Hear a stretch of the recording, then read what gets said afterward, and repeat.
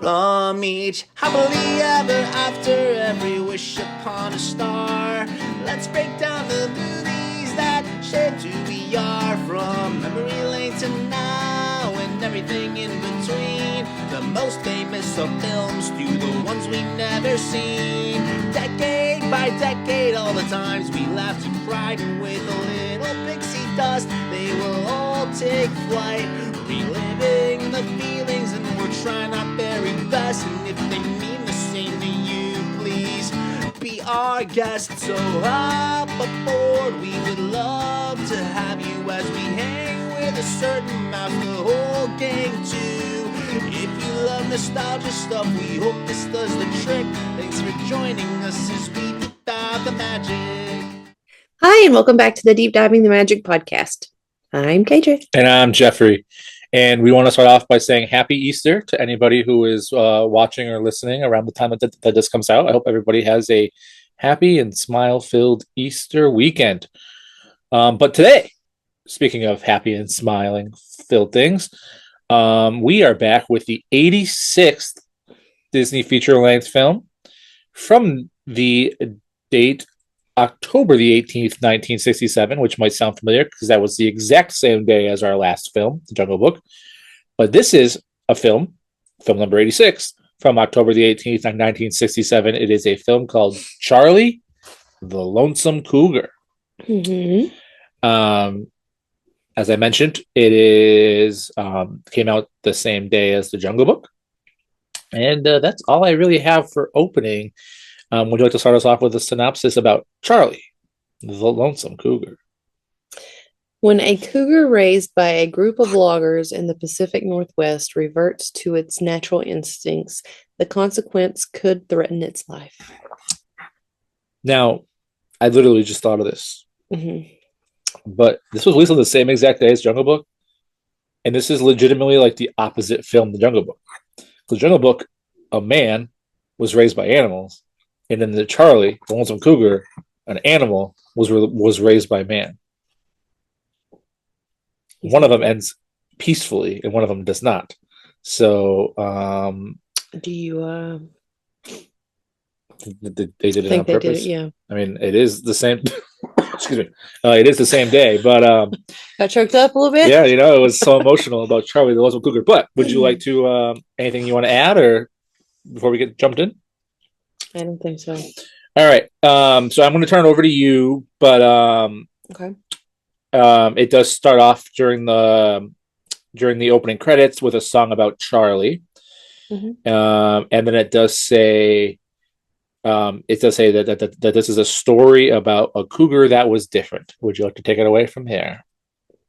Yeah. So the film opens with a cute little musical number through the opening credits. It supposedly takes place in the Cascade Mountains of Washington, but interesting little tidbit, it was actually filmed in north central Idaho. Close enough. Yeah. So the area that it's supposed to take place in is an area known for logging and cougars, or the other name for them is mountain lions. Charlie, the cougar, is found by a guy named Jess. He had got his college degree in forestry, and he was out working in the forest and found Charlie as a cub, and it is pretty much, I think they actually tell us that his mom had passed away. I'm not really sure what happened to her, but anyway, maybe she got killed. I can't remember. Anyway, so Charlie is all on his own. So Jess takes him back to raise him. And then there's just some fun hijinks that goes along with him growing up with Jess. He names him Good Time Charlie. Yeah, Good Time Charlie. He plays with a bear cub and takes a nap with the cub. They only get 39 winks of nap, though. Yeah. And then they get woke up by a bachelor male bear. And then luckily because of the bear cub and it's crying out, his mama comes to help save them. And then, The bear mama. yeah, the bear mama. And Because that'd be a whole different story if Good Time Charlie's mom came back from the dead as a to save zombie, them. Yeah. zombie cougar. Anyway, so the bear cub starts coming down from the tree, and then Charlie also is working on coming down from the tree, but he actually knocks a branch loose and helps the mama bear win the fight against the male bachelor bear because it whacks him in the head, and then he runs off. Yeah. Any thoughts on that? I was so waiting on you to be like, and how did they film that when we were watching it? Because that's how you did with all the other ones. I mean, trained animals, I guess. I don't know. I guess. So then, how do you train a zombie bear or a zombie cougar? Well, there's not one, so we don't It's have true. to worry about it. So then Charlie ends up going back home, and he goes to the cafe to get snacks from his friend Potlatch. Yeah, that's what I got too. Unfortunately for Charlie, though, Potlatch owns a little a fox terrier named Chainsaw. Chainsaw the dog. Yeah. He kind I of commented on it, and you were like, "Yeah, they're loggers." Yeah, he has a logger name. You didn't think that was funny? I thought it was hilarious. Anyway, Aren't you afraid of chainsaws? at Halloween, yes. Yeah. I don't like to be chased by chainsaws. Sorry to It's totally okay. off topic. That I don't know why it just hit me. Yeah, I don't like chainsaws. It does not matter how much you weigh. If a chainsaw comes out on Halloween, I can knock you down. Ask my mom. Anyway, so Chainsaw is the nemesis of poor Charlie. They do not get along ever throughout this entire film. And Charlie basically, like we said, grows up with Jess. He's in the area where the loggers work. It's kind of like he likes to oversee what they're doing. He's getting bigger and bigger. Yeah. And then thanks to Chainsaw and Charlie's rivalry, they end up wrecking several kitchens. There was a wrestler in the 90s whose name was Chainsaw Charlie. Think you got it from this? I doubt it. I have no idea. That would be the most obscure movie to pick your name from. I mean, it was whatever. I don't need to go down a rabbit hole. Okay. So, anyway, it's the time of year where the river drive happens. They've got to get a bunch of logs down the river. It was a very clearly they thought it through, but it wasn't a very it didn't look like a very thought through plan to get these logs down the river. They're just like, oh, we're just gonna let them go. Go ahead, back to you. Sorry. I guess that's the easiest way to transport them. I don't know. So anyway, I had in my notes that the gnomes would have been so mad about this. It's true. From the Gnomemobile. They would call them, I don't remember. What do they call the humans? Dudines. Dudines. All these dudines. All right, go ahead. Stupid dudines cutting down all their trees. Anyway, so the river drive's going on. There are just tons and tons of logs going down the river. And then, unfortunately, Charlie gets chased by Chainsaw again.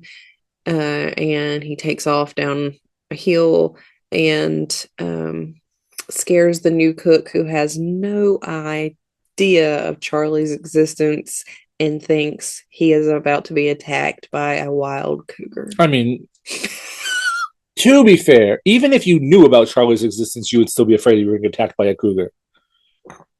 No, because they had grown up around him, or he had grown up around them, and he had never presented a threat and the way he interacted with everybody, Okay. they knew he was okay. But this guy had no idea, and Charlie was being chased, so he was like full on sprinting Yeah. down the hill, trying to get away. And unfortunately, due to the cook running off,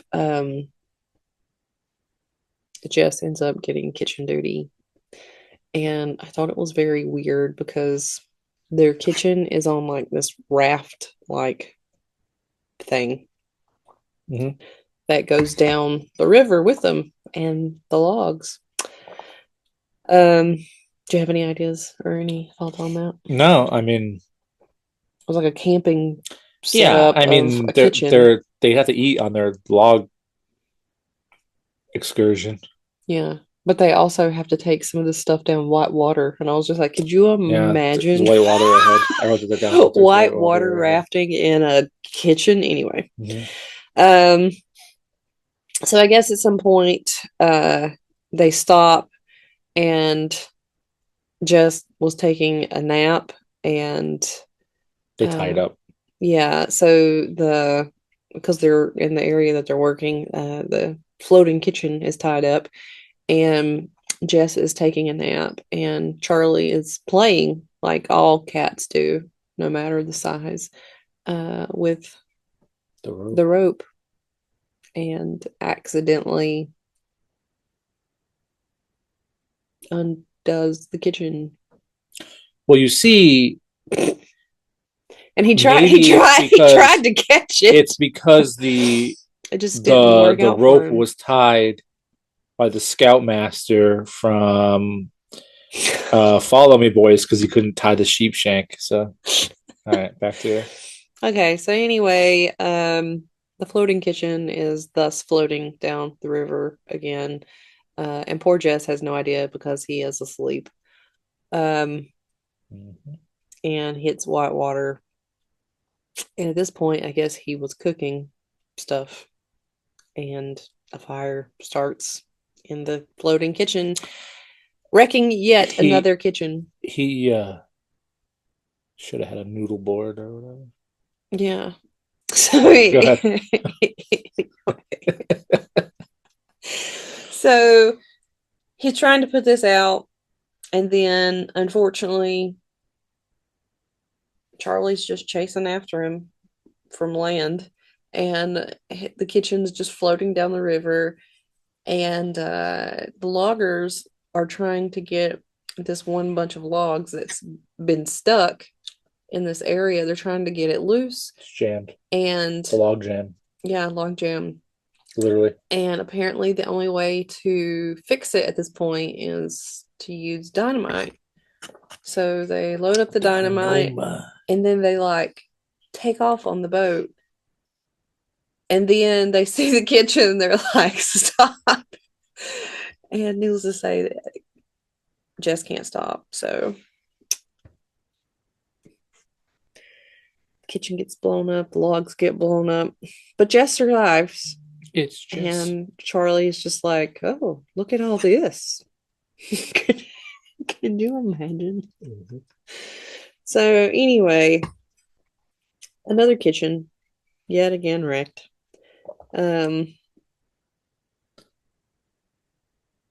So Jess is told that this has cost the lumberjack company a great deal of money, and Charlie needs to be let go. So he's tied up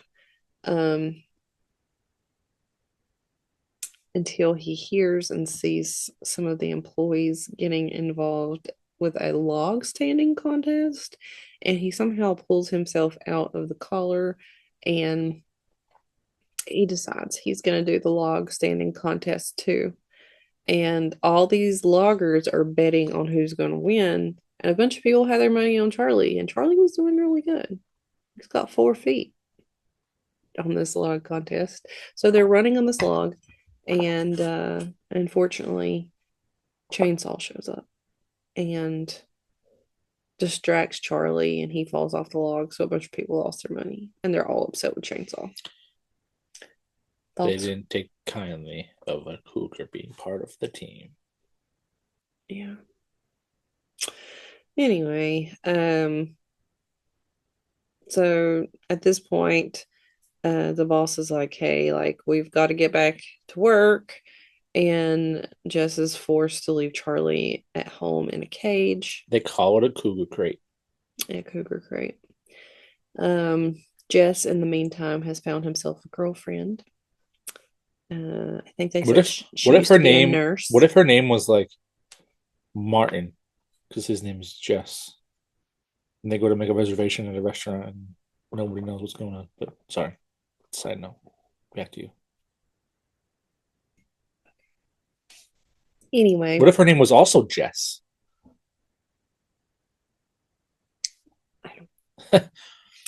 so anyway, at this point, Jess is like starting to see someone. The Love, original Jess, not the girlfriend Jess. yeah, and not new girl Jess. Thanks, Um, Jess. you're welcome. So Charlie, there's love in the air, and Charlie hears a female cougar, so he works and works and works to get himself out of this cougar crate. And A cougarette, they call her. yeah, and he finds her, and they had a great time together. And then we find out that her name is Patty Paws. Patty Paws the cougarette. Yeah. And they have a great time, but unfortunately, it comes time to eat, and poor Charlie, growing up with humans, doesn't realize that Patty does not believe in sharing because that's not the cougar way. So, She didn't get the name Patty Paws for nothing.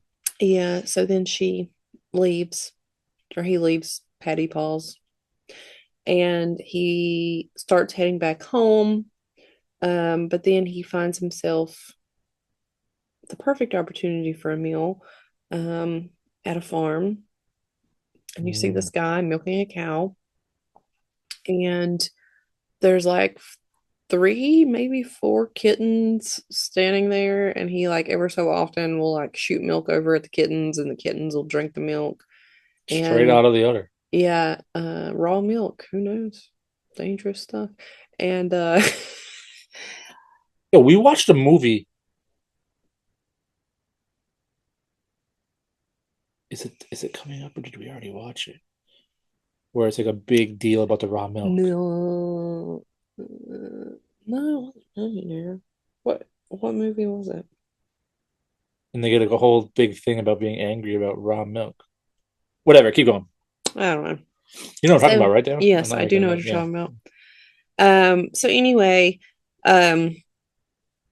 Charlie kind of sits back to let the little guys have their fill before he gets his food, and then when the time presents itself, he goes to get food. Um, and he's waiting on his turn for milk, and the guy milking the cow just shoots the milk over at Charlie and then does a double take because he's like, oh my God. So then he takes off running, freaks the cow out. Freaked out cows while being milked is a popular thing in these Disney films that we've watched so far. It's got to be at least two others. Well, I mean, I think any cow would be freaked out when they turn around and there's a cougar behind them. Mm-hmm. And the guy takes off, runs into his house, and then runs back out with his shotgun, and he starts shooting at Charlie. Luckily, Charlie manages to get away. Some hijinks. Mm-hmm. Um, but then he finds himself lost and on his own, and he has to learn how to hunt, so that way he can have something to eat. And I'm pretty sure he learned how to do it from some kind of like lynx or something that was out and about.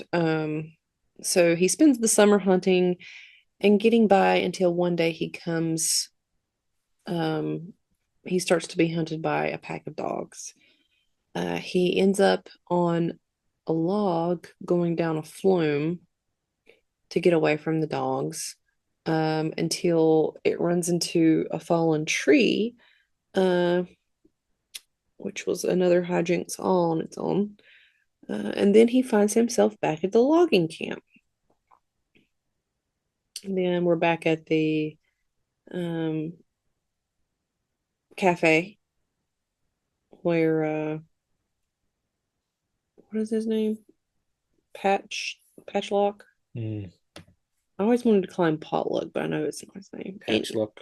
His name would have been so much better as Potluck. Anyway, so he makes it back to the cafe, and apparently, there must have been some mice trouble. So there are mice traps in the cafe's like pantry area, and it turned into a cat trap, and then Oh, I know what it was. Charlie gets stuck in the Sorry. pantry, and at this point Charlie's been used to being out in the wild on his own in open spaces and starts being just belligerent that Mhm. he is stuck inside this pantry. So goodbye pantry. There, it's just a disaster. Sorry. Side note. I figured it out. Mhm. It was Schitt's Creek that we were watching where the dude couldn't afford the raw milk. Sorry, tag you back Oh in. yeah. I was like, I know we watched something. I was like, and there was a girl Yeah. that did it. Okay, yeah. Sorry. Back to you about the real reason we're here right now. Not Schitt's Creek. Sorry, guys. That's a whole nother spinoff of Yeah. us. All right. So the pantry is just a disaster area. Charlie can't get out the window. However, the next morning,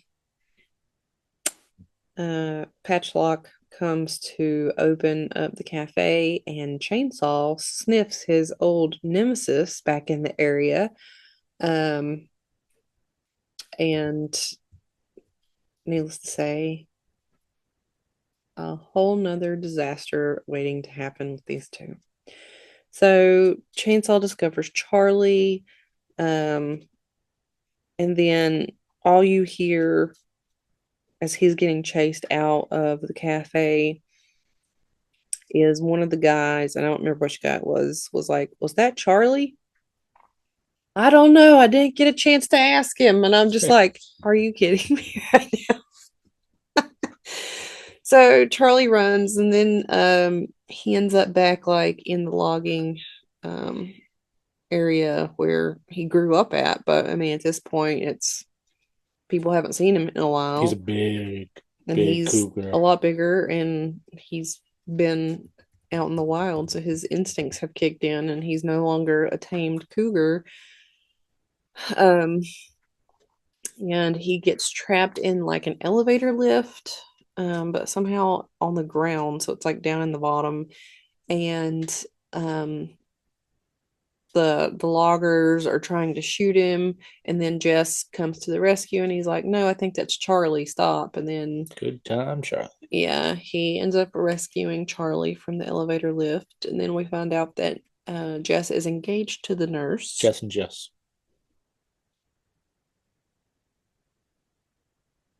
Back to you.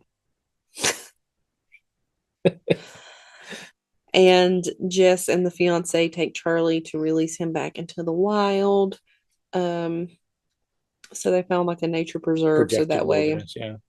he would be in a safe area, protected from dogs and hunters and other predators. Chainsaw. Yeah, and then happily ever after, all of a sudden, Charlie finds another female cougar, and it could possibly be Patty Paws. We don't know. Yeah, they can't And tell then for they sure. live happily ever after. And Charlie is no longer a lonesome cougar. Yeah. So this whole film builds you up to nothing. Charlie's hanging out with Patty Paws. So yeah, that was a film. So the important question is, well, I'll ask you your rating before I ask if you liked this more than the other double feature of the man being raised by animals as opposed to the animal being raised by man. And I know we didn't touch on this earlier, but this was a live action film. This wasn't like a animated feature like Jungle Book was. But yeah, back to you. So IMDb rated this at a 6.7 out of 10. So high. Yeah, I gave it a 5 out of 10. I mean, it was okay. I don't think I will be dying to watch Charlie the Lonesome Cougar again. Please watch it if you're a complete.